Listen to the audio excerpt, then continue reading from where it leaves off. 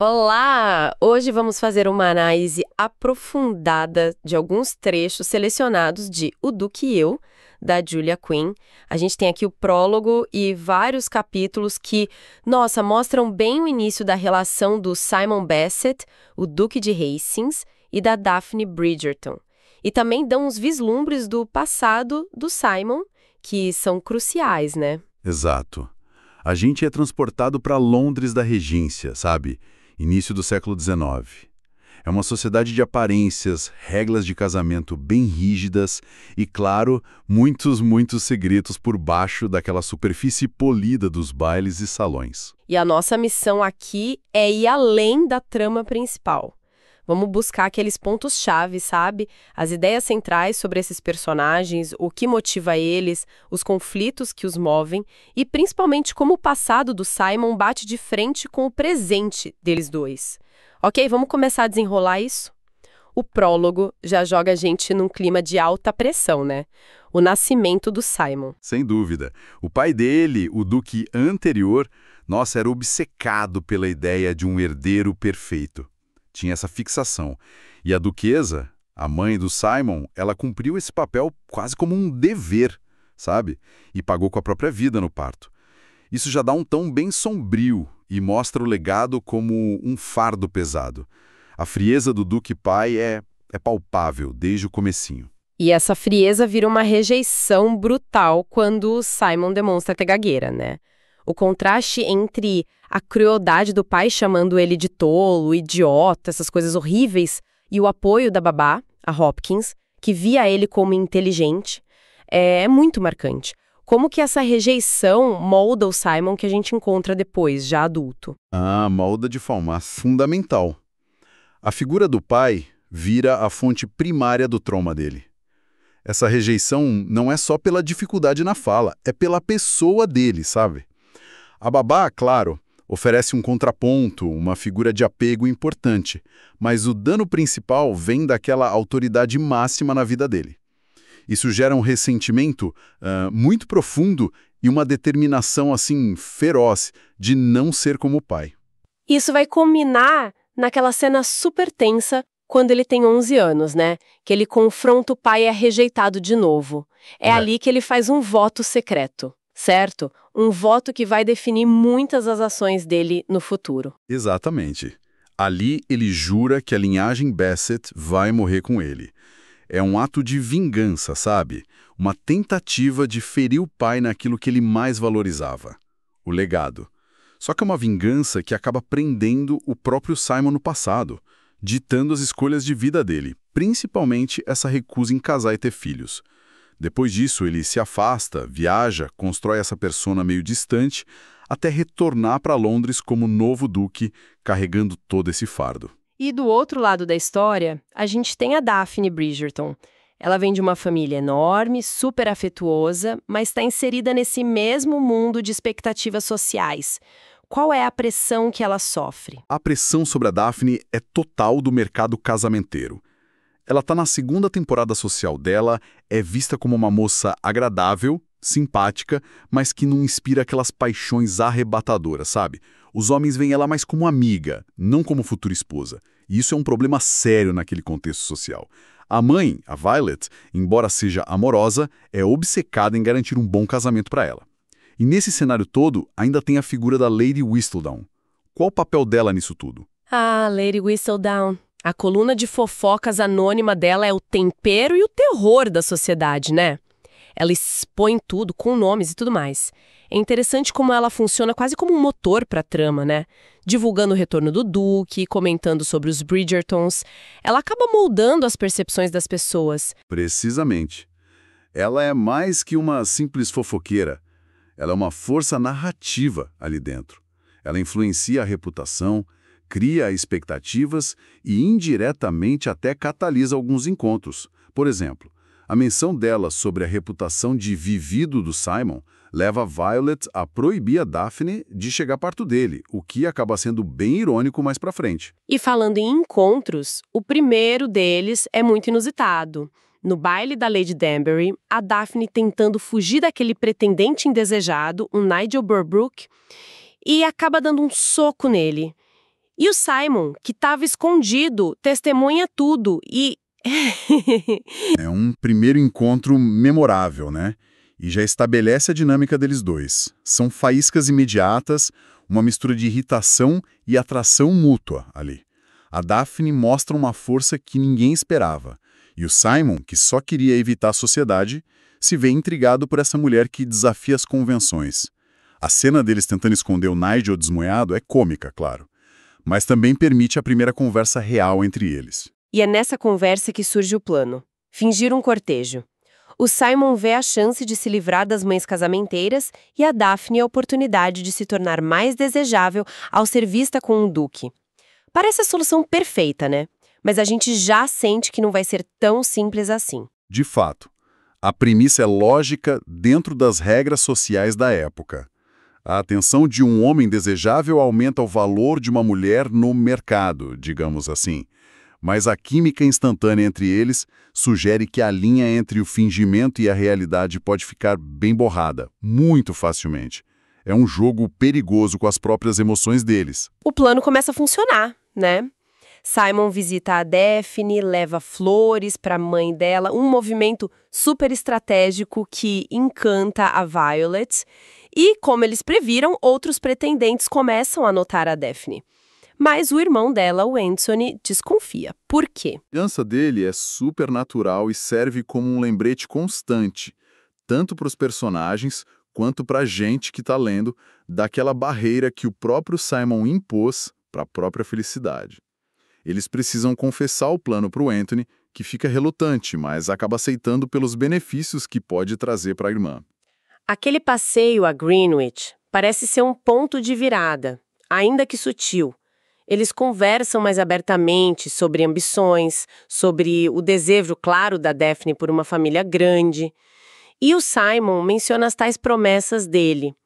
O que esse momento revela pra gente? Olha, revela uma intimidade crescente, com certeza, mas também a dissonância fundamental entre os objetivos de vida deles. A Daphne é super transparente sobre querer casamento e filhos. Já o Simon fala em códigos sobre essas promessas, que para nós que lemos os trechos, sabemos que se referem ao voto de não ter filhos. E a dinâmica familiar barulhenta dos Bridgerton também contrasta muito com a solidão da infância do Simon, algo que certamente mexe com ele. A atração física também só aumenta, né? Quase rola um beijo no barco, mas o Anthony interrompe. Fica bem claro que o fingimento está se tornando insustentável. Exato. O desejo mútuo está ali, transbordando. 2 semanas depois, a Daphne já admite para si mesma que está se apaixonando, mesmo sabendo da aversão dele ao casamento. E ele também demonstra sinais claros de querer mais do que o acordo previa.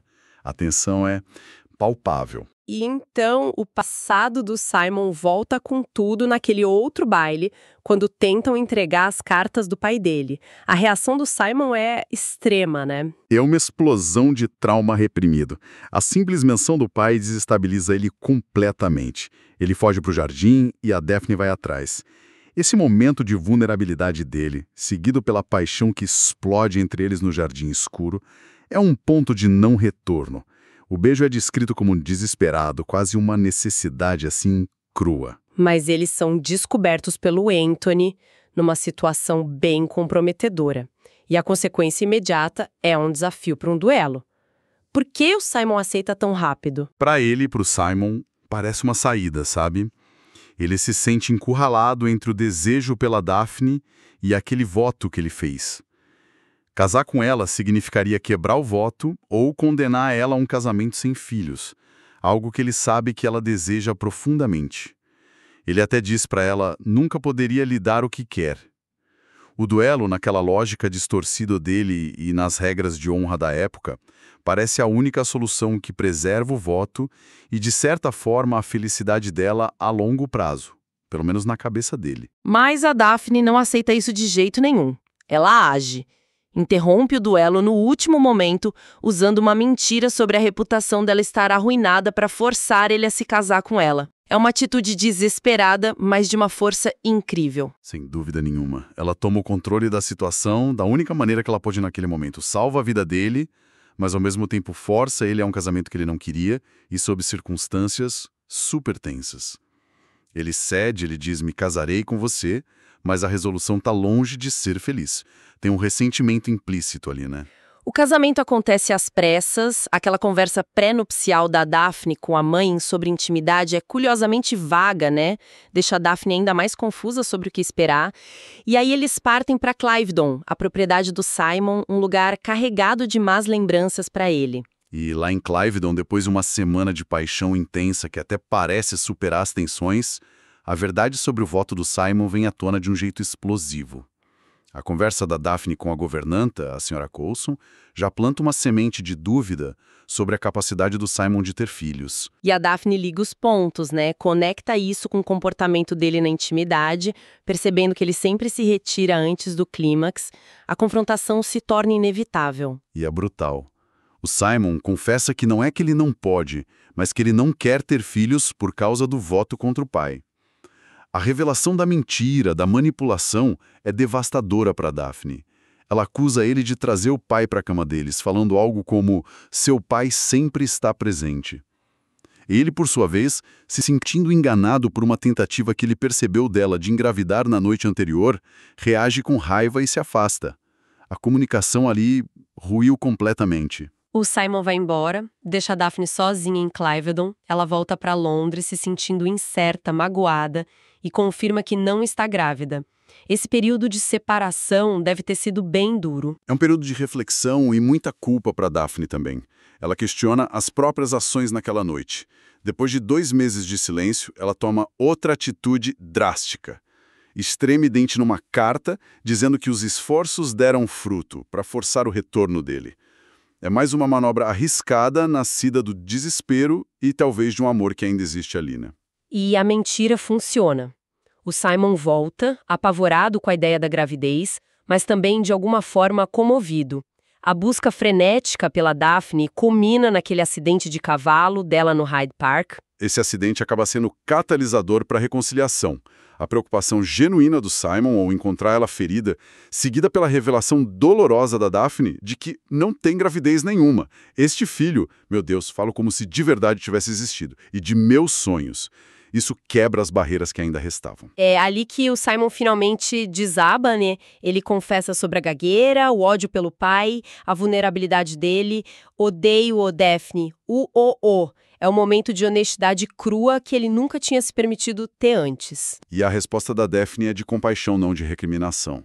Ela diz, não é o menino que seu pai pensava que era. Essa aceitação incondicional é o que permite a verdadeira reconciliação entre eles. Ele admite que precisa dela e finalmente consegue verbalizar o amor que sentia, mas não conseguia expressar. De volta a casa, eles enfrentam os irmãos protetores da Daphne, mas a conexão entre eles é inegável. E tem aquele momento bem significativo com as cartas do pai do Simon. Ele decide não ler as cartas. O que isso representa? Isso representa um passo enorme na cura do Simon. Ele não precisa mais daquele confronto final ou da validação póstuma do pai. Graças a Daphne, ele sente que conseguiu de alguma forma afastar o pai da vida interna dele. Ele está começando a se libertar do domínio daquele passado. E a grande notícia no final: a Daphne está realmente grávida. O Simon fica assustado, claro, mas também emocionado. Ele reconhece que ela o completou. E o epílogo confirma que eles constroem a família que a Daphne tanto sonhava, quebrando de vez o voto do Simon. É a resolução do conflito central da história dele.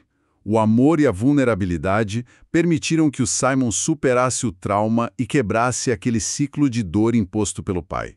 A linhagem Bassett continua, mas agora por escolha e por amor, não mais por dever ou vingança. Uau! Esses trechos realmente mostram uma montanha-russa emocional intensa.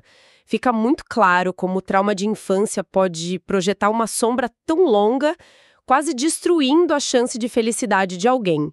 Mas também vemos a força da conexão humana, da comunicação honesta, mesmo que venha tarde, e da vulnerabilidade. E como as normas sociais rígidas da época criam um palco bem complexo para essas relações. Aquele fingimento inicial, paradoxalmente, abriu espaço para sentimentos reais surgirem. Mas foram os segredos e a falta de comunicação que quase destruíram tudo. A superação veio quando ambos ousaram ser vulneráveis e confrontar as verdades mais dolorosas. Fica a reflexão, né? Como a gente equilibra a influência do nosso passado com a construção do nosso futuro. E até que ponto um compromisso feito na dor, como aquele voto do Simon, pode ser revisto pela possibilidade de um amor que cura, que transforma. É algo para a gente continuar pensando. Até a nossa próxima análise. Curtiu o canal Papo Todo? Então dá o like, se inscreve e envia para os amigos. Isso ajuda muito o canal. Valeu demais e até o próximo papo!